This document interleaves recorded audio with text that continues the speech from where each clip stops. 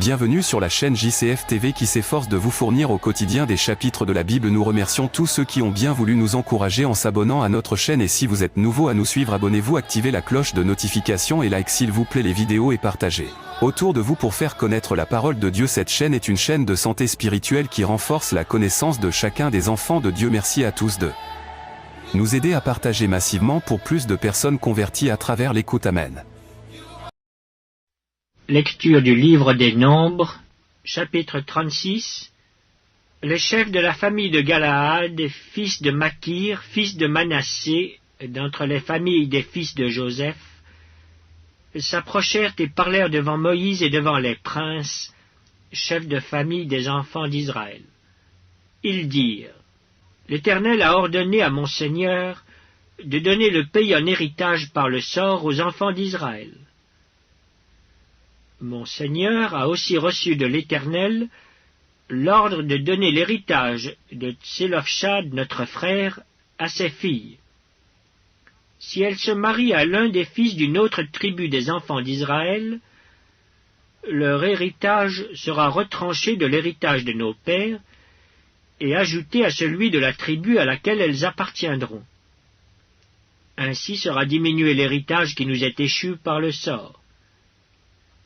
Et quand viendra le jubilé pour les enfants d'Israël, leur héritage sera ajouté à celui de la tribu à laquelle elles appartiendront, et il sera retranché de celui de la tribu de nos pères. Moïse transmit aux enfants d'Israël les ordres de l'Éternel. Il dit: La tribu des fils de Joseph a raison. Voici ce que l'Éternel ordonne au sujet des filles de Tselophshad.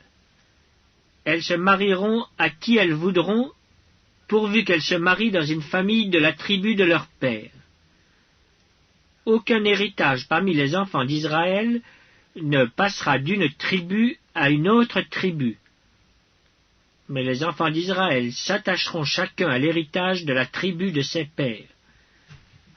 Et toute fille possédant un héritage dans les tribus des enfants d'Israël se mariera à quelqu'un d'une famille de la tribu de son père, afin que les enfants d'Israël possèdent chacun l'héritage de leur père.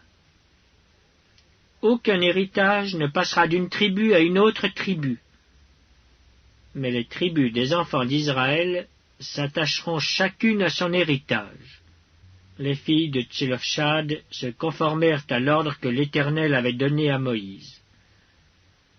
Mashla, Tirtsa, Ogla, Milka et Noa, filles de Tselophshad, se marièrent aux fils de leurs oncles. Elles se marièrent dans les familles des fils de Manassé, fils de Joseph, et leur héritage resta dans la tribu de la famille de leur père.